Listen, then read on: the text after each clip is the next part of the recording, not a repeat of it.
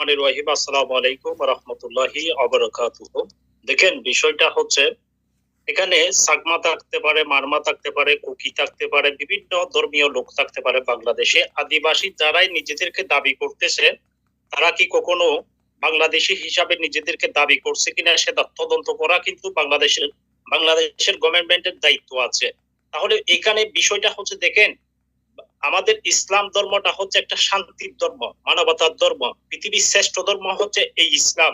ইসলামকে আপনি যে কোনো জায়গাতে গিয়ে অপমানিত জনক বা বাধাগ্রস্ত জনক বা প্রতিহিংসামূলক জনক আপনি ইসলাম প্রচার করার, এটা কোন ক্যাটাগরিতে আছে? ইসলাম এটা হয় না। ইসলাম ইসলাম হচ্ছে একটা শান্তির ধর্ম। আপনি জোরপূর্বকভাবে কোনো কিছু করার কিছুই নেই এখানে। আমাদের মূল পয়েন্টে কথা হচ্ছে, দেখেন, বর্তমান অন্তর্বর্তীকালীন সরকার থাকা অবস্থায় আমরা দেশে আর কোন ধরনের অরাজকতা সৃষ্টি করতে চাচ্ছি না।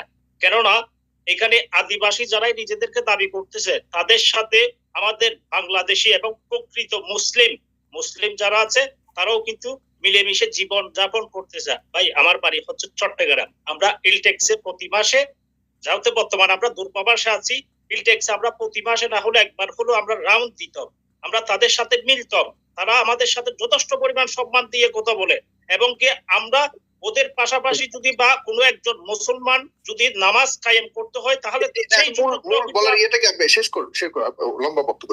সুযোগটা কিন্তু করে দেয়। এখন কথা হচ্ছে, ভাই, বর্তমান আইন প্রশাসনের মধ্য দিয়ে যদি আপনি সুস্থ একটা ন্যায় বিচার যদি প্রতিষ্ঠিত করতে না পারেন, তাহলে এত কিছু হাঙ্গামা সৃষ্টি করার কোনো মানে নেই।